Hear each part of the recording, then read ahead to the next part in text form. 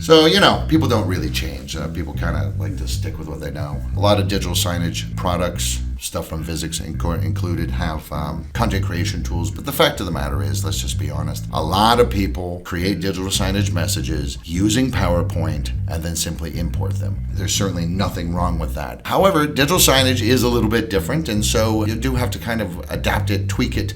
So we're going to talk a little bit today about some best practices for using PowerPoint to create your digital signage messages before you stick them up on your screens. I'm here with Melissa Sartin, creative content artist for Visix. Hi, Melissa. Hello. And I'm here with Dwayne Johnson, senior interactive artist for Visix. Hi, Dwayne. Hey, how's it going? Great. I am, of course, as always, Derek DeWitt, your host, and I'd like to thank Melissa and Dwayne for coming on, and I'd like to thank all of you for listening.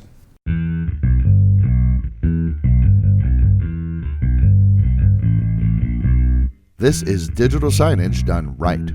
Whether you're new to digital signage or a seasoned pro, this podcast gives you practical advice about systems, communications, and content to better engage your audience.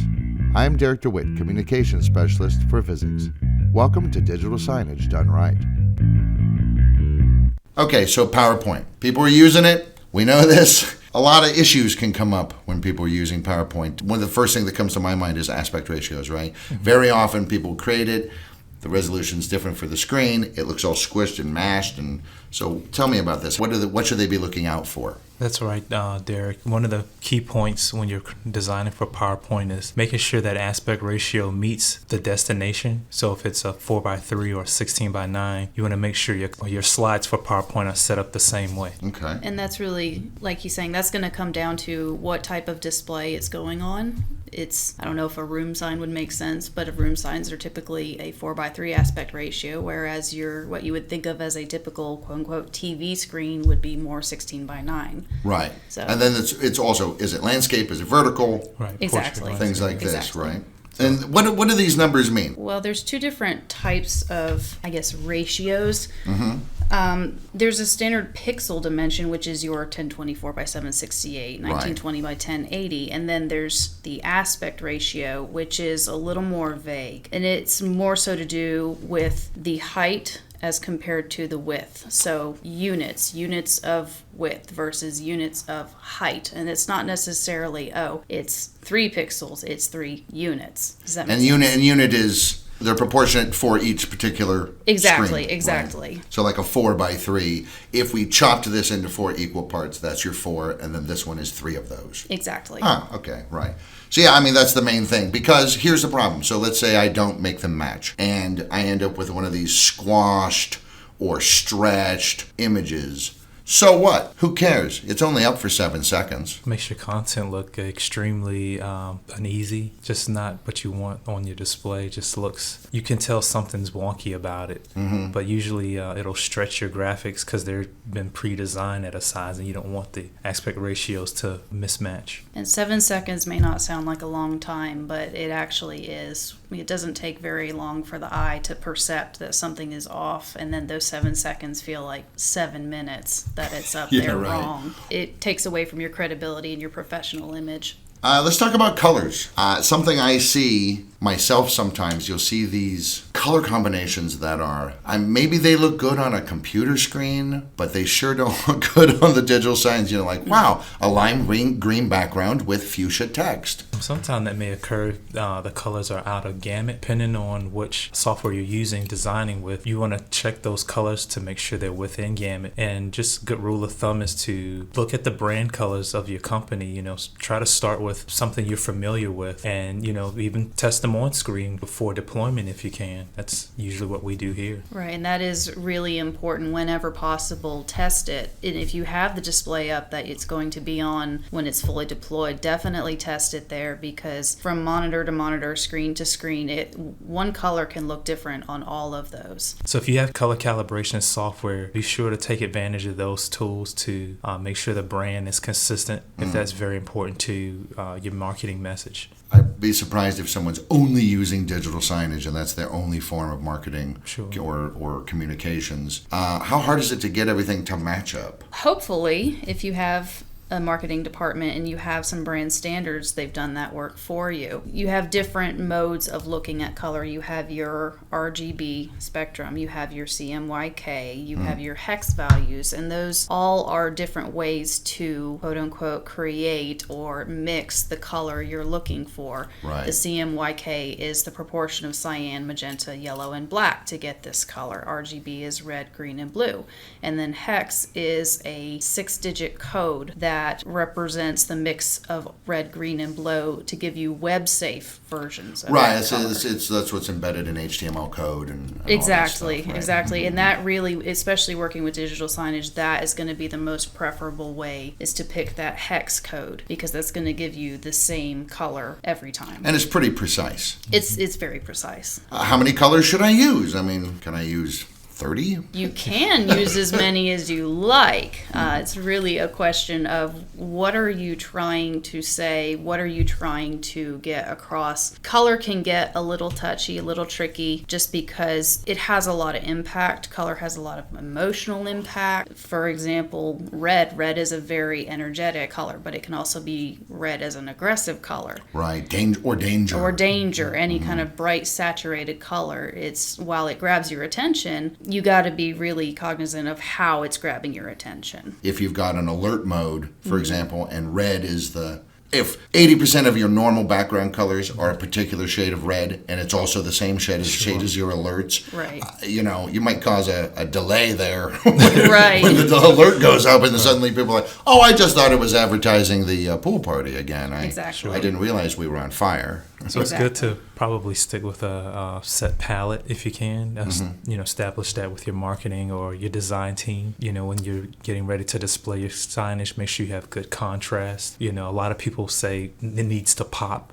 Basically, all they're saying is, make sure the messages have enough contrast. So when the viewer's viewing the messages on a predominantly black background, you want lighter colors, and vice versa for lighter backgrounds, you want darker colors to really carry a message. Probably at least 50%, if not more, of the time that audience members are going to see a digital sign, they're probably in motion towards it. They need to see it, recognize enough that they say, oh, I might be interested in that. They're continuing to walk while they're thinking. Sure. And then when they get closer, maybe they stop or they take in the message. Whereas if it's just a blur, Right. a muddy mesh, they're probably not even going to notice it, because they're not walking down the hallway thinking, I'm now going to look at the digital signage. Just think about something else. Right. It's got to catch them from the periphery. You want to sort of, let's use the word, intrude upon their thought process enough to make them notice. I know in a blog we wrote a long time ago, we came across some quote somewhere about backgrounds, and it was an interesting concept that the background is much more important than you would think. In fact, they've done studies, I think, in which they have found that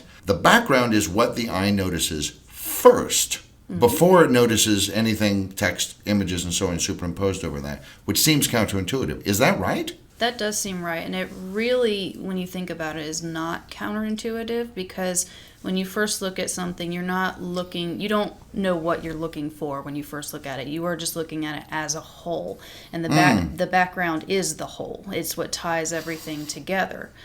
So the background, whether it's got the whole block of color to tie it together, or it's just the shape of how everything sits on the background. The background is what ties all the pieces into one cohesive sign. Call that the subtle glory in the background. So yeah, they're definitely key players in making your content stand out. You don't want to have a background that's too busy. It's just, like I said, the subtle glory in the background that really supports the starring cast, which is carrying your message. And also the background changes usually far less frequently than the content on it.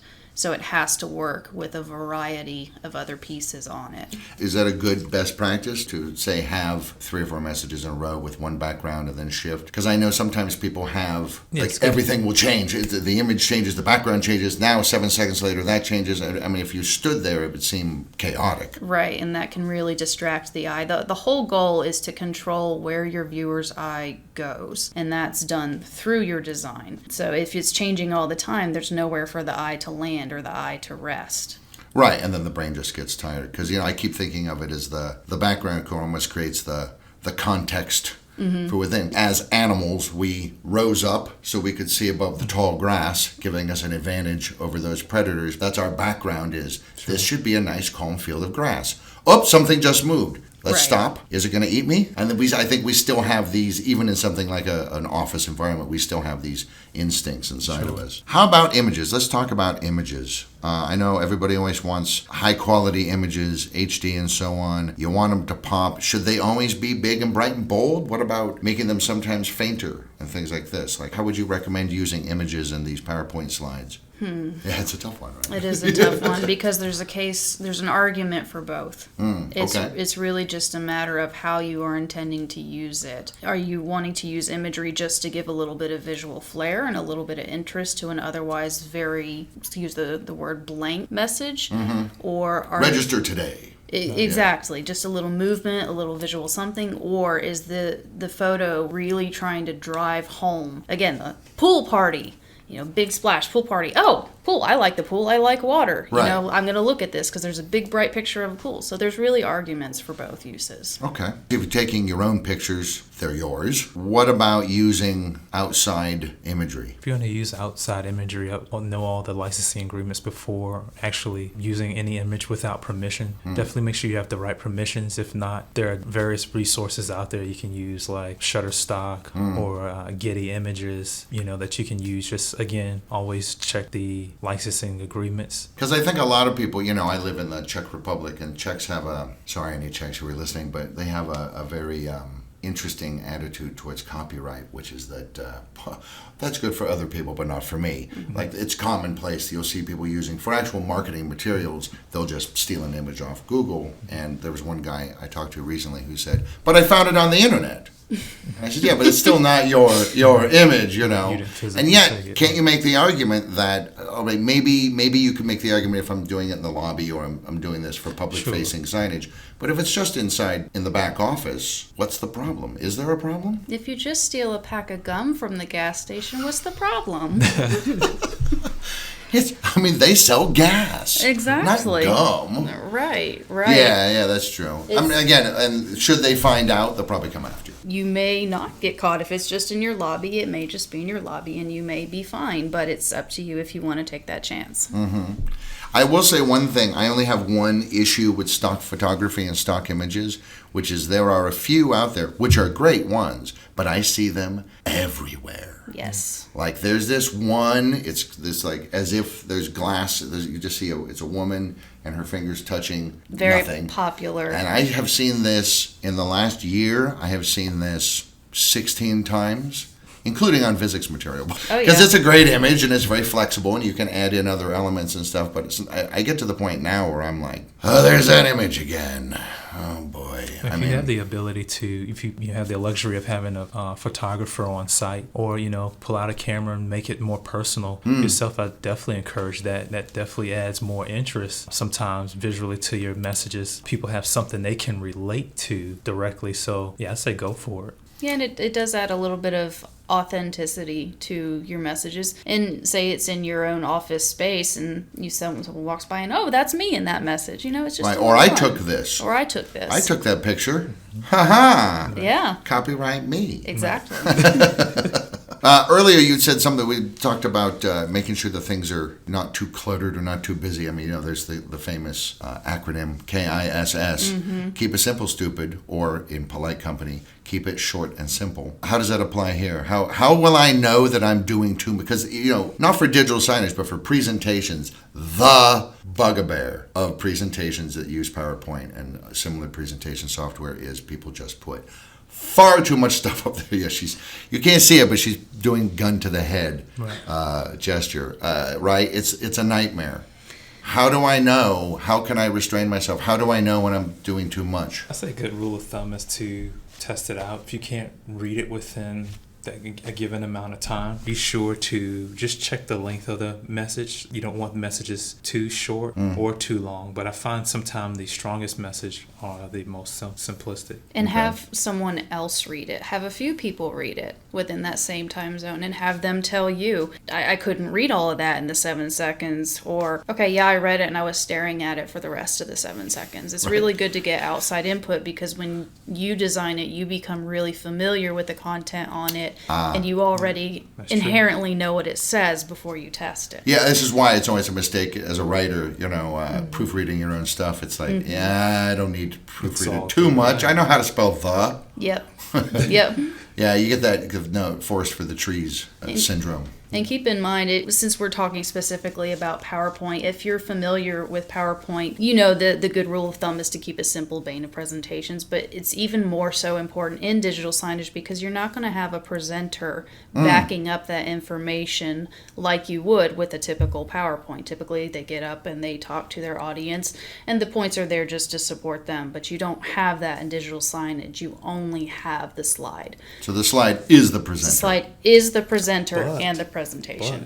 But if you must present, we'll say, a longer message, divide the content up into other slides. Oh, yeah. So it's not so much content that you're trying to absorb in that short span of time. Right, like a campaign sort of concept, like the old Burma shave ads. Don't forget, slide 2, tomorrow's the day, slide 3, to finish registering, slide 4, or we're going to take your cat, or whatever the punishment is. Right. What about the call to action? So, I mean, it's very funny, we say, all right, have a couple of colors, have some tickers. Oh, there's date and time, there's weather, there's a news ticker. Have an image, maybe some motion, and you want me to throw in a call to action on top of it all. I mean, this is a real balancing act, isn't it? Or is it? I don't know. I mean, you guys are designers, so you're used to thinking like this, but if I've got, Jose, the secretary over here, who has to do this in addition to 55 other tasks throughout the day, which does happen quite a bit, sadly. How can we help this person out? How can they know? They could start with hierarchy, figure out what types of things are most important, call outs or different things like that. I would probably utilize more bold type, larger fonts. Anything that I want to draw more attention to, I would probably maybe give that a different color than the rest of the message to kind of draw more attention there. So there's many ways you can change the hierarchy within the message, but those are some of the points that I would utilize. And I would say the call to action, I wouldn't let that be the hill you die on. It is important because it helps to engage with your audience and get them involved, but it doesn't have to be a big fancy work of art. It can be a simple email Susie for more info, or call this number. It can just be a little phrase at the end, or maybe in a little bubble somewhere on the slide. Again, speaking of hierarchy, it doesn't have to be another equal element with other pieces. It can be pretty far down on the hierarchy level. How do you guys feel about calls to action that, I know, like a short URL, especially if it's a bespoke one, if it's what's known as a vanity URL, because that way it isn't just FXY32. No one's going to remember that, for God's sake. You need to create your own using a shortener. What about like QR codes? QR codes seem to me that they would be, sometimes could be quite ugly in a design, but if you are clever, you might be able to find a way to incorporate them very nicely into a design. You can. You do have to be careful, though, because the way QR codes work, you need to keep the contrast up high for the phone or whatever device to be able to scan it. So just bear that in mind, but that doesn't mean you can't, typically you see them in black and white. That doesn't mean it couldn't be white and purple, some other type of color scheme. So really the biggest piece, if you're going to modify QR, is just remember, keep the contrast high and keep the predominant color dark enough that it's going to read against the background. Probably not canary yellow and white. Yeah, yellow, white. I'd be careful of bright oranges and pinks and things like that. Nice dark blues, greens, whatever colors. And if you're on a dark brown background, then it's reversed. Brighter colors on a black background or a dark blue background. Sounds good. When we get to text, obviously we've said some things about that. Keep things as short as possible, and you don't have to have grammatically correct sentences up there, right? You don't need to say, "Hey everybody, don't forget tomorrow is the last day to register." You could just say, "Tomorrow, last day for registration," or "last day to register," right? Or "registration tomorrow, last day." There's Right. not even a verb there. Paraphrasing is your friend when it comes to signage, for sure. 3x5 rule, which we've talked about on other podcasts. 3 lines of text, 5 words each, or the opposite, 5 lines, 3 words each. Does that still apply? That's a pretty good rule of thumb. I will say you don't have to adhere 100% exactly to that. You don't want to go more than 8 words by 2 lines, or it's really about the shape of the text block, how it ends up, because what you're trying to do is keep the eye from fatiguing as it reads across the lines. The lines get too long and your brain kind of forgets what was at the beginning of the line before you move on to the next one. Yeah, it only stays in short-term memory like a second and a half or something. Right. You Right. definitely don't want to, have your sentences too long on screen. That goes back to the timing of the message. Also, our eyes are letterbox or left and right, not top and bottom. And you'll notice more popular or more pleasing to the eye is 16 by 9s usually because it's in line with the way we see naturally. Yeah, it's So true. We most don't movies look are in a shot square. 16 by 9. Yeah. That's very, very I interesting. mean, it's good to go back a little bit and talk about the other aspect ratio of 9 by 16. Those are great if you're displaying content that's more vertical, portrait.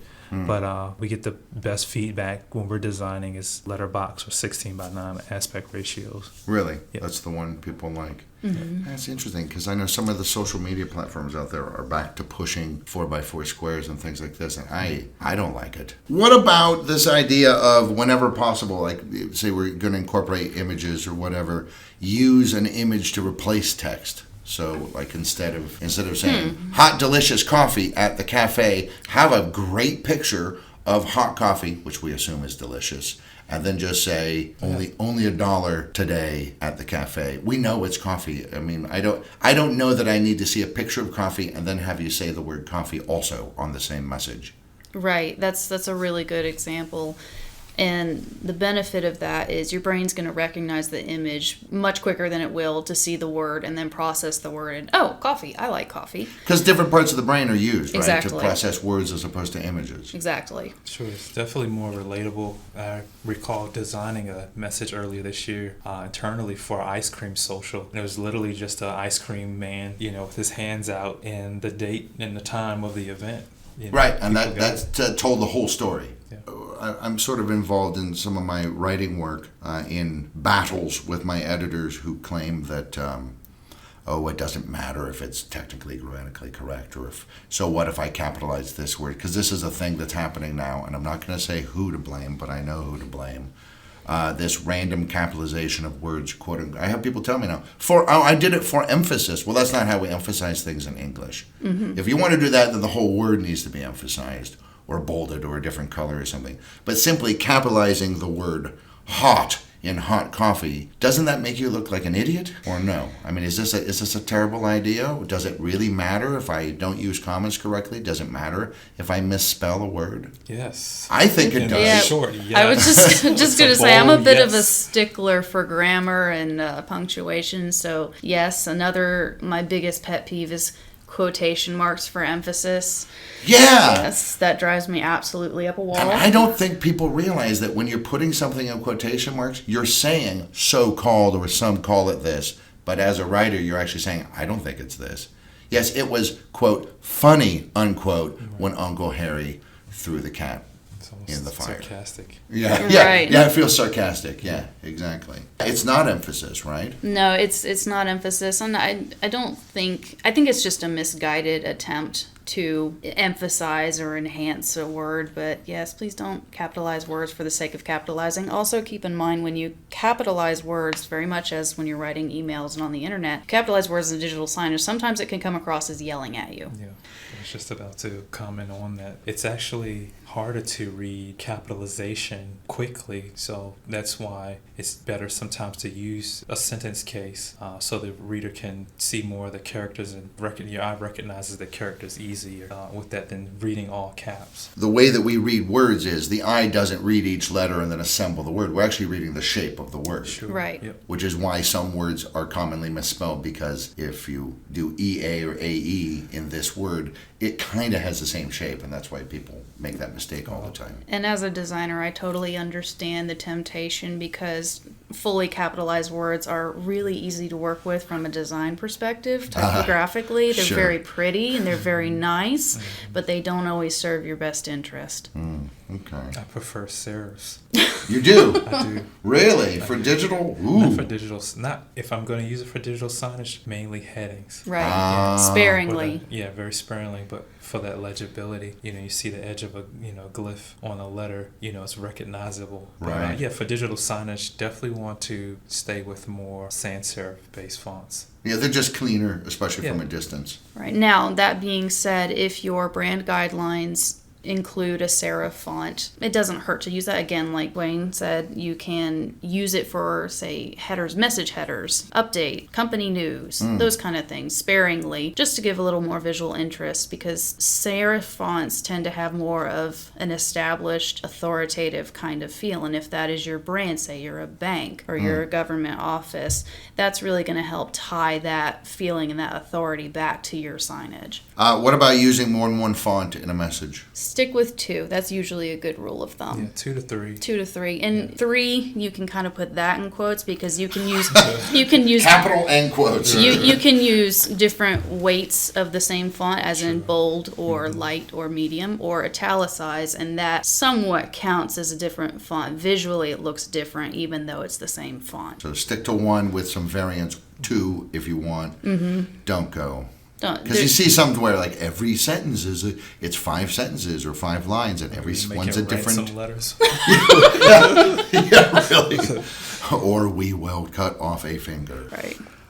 Okay, let's talk about some specific to PowerPoint things. Okay. Slide Master. What is Slide Master? How does it work? Slide Master is usually where I start in PowerPoint. Really? Yes, I always start with the Slide Master. That helps me establish my headers, the body content. So if I'm going to incorporate images on a particular side of a slide, I've already pre-planned on the Slide Master how that content may look by having foresight of the Slide Master, as opposed to I'm 20 slides in. You're like, you know what? I think I want to add an image here now. And by you've already given into account how much space you may want to use on your bullet points, you've already established that, so it won't look like an afterthought later. Well, I have to agree. I love the Slide Master because you can really set up a framework that shapes the visual feel of your whole presentation. You can set up... Because it makes global changes, right? Exactly. It's kind of, I don't want to say template because that's a different thing in PowerPoint, but in a way you can visually create a template for your PowerPoint slides. You can create 2 or 3, 4, however many actually, and then use those and create dozens and dozens and dozens of slides that have the same visual style, the same feel. It'll take care of your font choices. We won't take care of them for you, but it'll apply the font choices you make to all of those slides, color choices, and you can really do a little bit of work at the beginning and save yourself so much work in the long run. Yeah, you don't want to go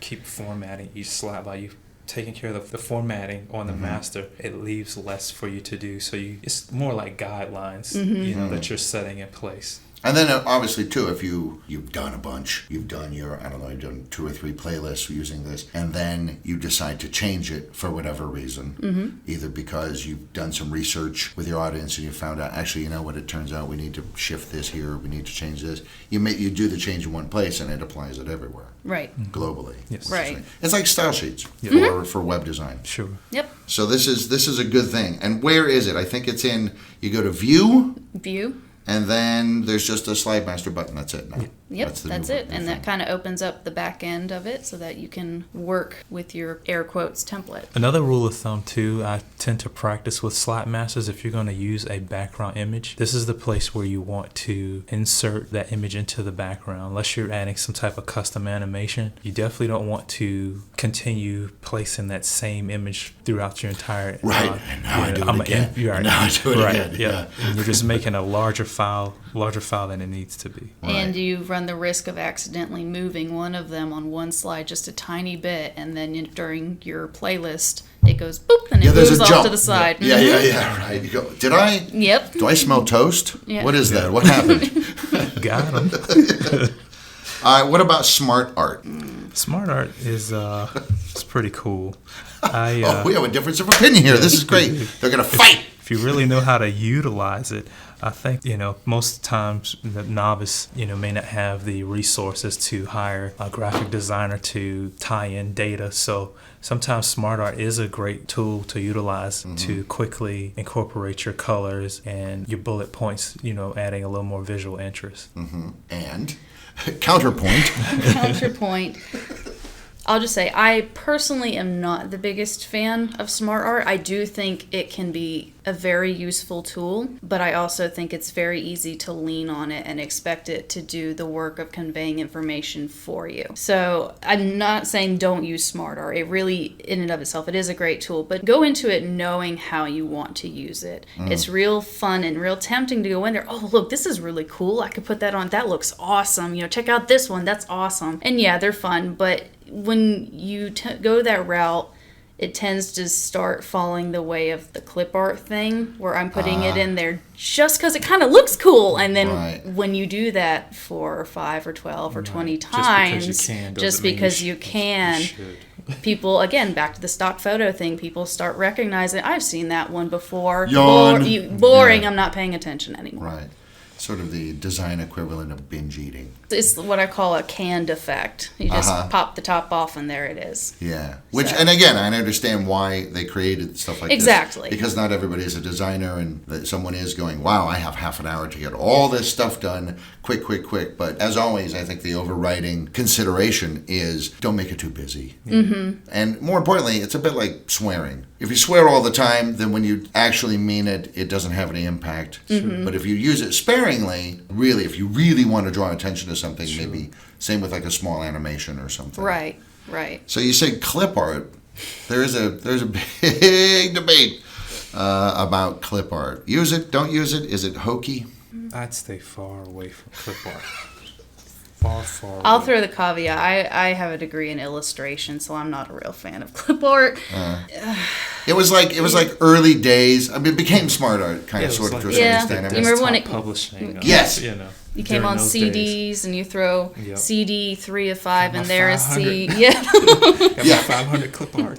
Yeah, I mean, I suppose if you really want to, you can make an argument. There's a place for it. As designers, I just think we're going to agree to disagree on that part. Right. Because I kind of think now, if we want, the little birthday cake, I think we can find probably a Creative Commons license, free, very nice, high quality image of a birthday cake. Right. That would be just as effective, if not more effective. Because a clip art cake, I never look at that and go, man, I want some cake. Exactly. When I see a picture of cake, all I can think about is cake. I'm there. Well, again, it kind of takes away from your credibility a little bit, too, because, we are a very professional, organized company. Here's a clip art of a cake.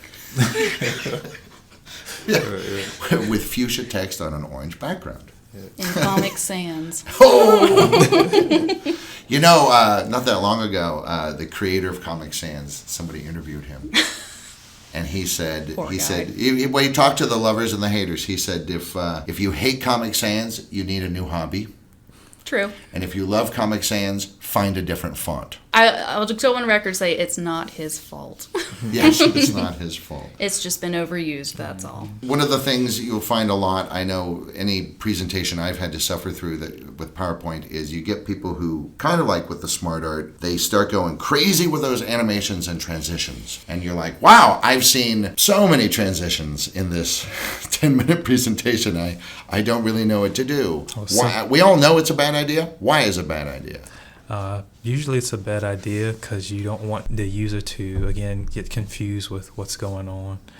You want to deliver a clean, concise message. If the message is more energetic and youthful for a younger audience, some more playful animations may be acceptable, but if it's in a corporate environment or an environment where the usual flow of viewers, you don't want something that's too crazy or off the wall. Or that takes too long. I mean, some of the transitions are not fast. What is that visual effect really doing for the message? Always ask that question if you're going to use it, because sometimes it'll be something where it flashes or dips to black, and you're like, what did I just look at? So did the power go out? Right. So make sure that visual transition has some weight to it, I guess. Mm-hmm. My thought is a good animation is when you don't notice. That's true. Instead, you notice the thing that it's drawing attention to. Right. You can get away with a certain level of movement and animation that just kind of floats on the subconscious level and really ties things together nicely without actually coming to the conscious part of the brain and saying, oh, that just transitioned. Mm-hmm. Very simple, left to right movement, fade into your next slides.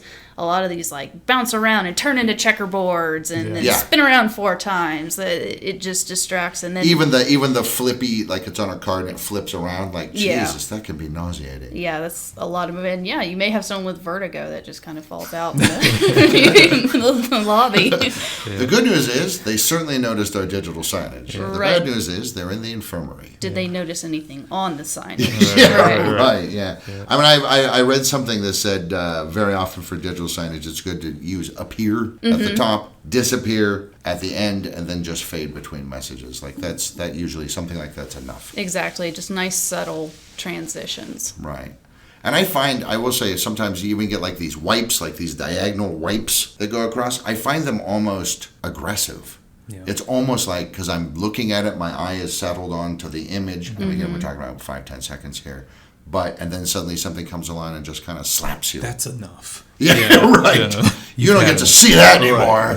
Right. Yeah. Anything else? Any other advice for people who would use PowerPoint to design their digital signage messages? Just, again, keep it clean and concise. You don't want 20 bullet points showing on digital signage. I think we talked about that earlier on. Yeah, I would just say bear in mind it's a presentation without a presenter, and test with as many people as you have time to test with. And I would also say adjust. True. I think very often people get, because they're busy. They're, how many companies, especially a smaller company of 100 or fewer people, have a person on staff. This is what they do, is they just do the digital signage all the time. They probably have other duties and things to do. So they're trying to get it off out of their inbox into their outbox as quickly as possible. But you got to keep adjusting, testing, checking, use that slide master to make those global changes and make sure that it's a constantly improving communication system. Yeah, and don't be afraid to look for inspiration. Google Slides, there's other various resources you can look at online, find out what's popular. I hate to be cliche, but a lot of folks, they always cater towards Apple to see, as forefront leaders of presentations. Because they're good. There's a reason for that. So, see what the heavy hitters are doing and try to incorporate some of those techniques into your presentation. All right. I'd like to thank Dwayne and Melissa for coming today. Thank you, folks. Thanks for having us. Yeah, thanks for having us. Thank all of you for listening. Hey, want more free stuff? Then head to the resources section of Visix.com for free masterclass guides, blogs, videos, and more to help you with your digital signs. Please share, subscribe, and leave a review of this episode, and connect with us on social media.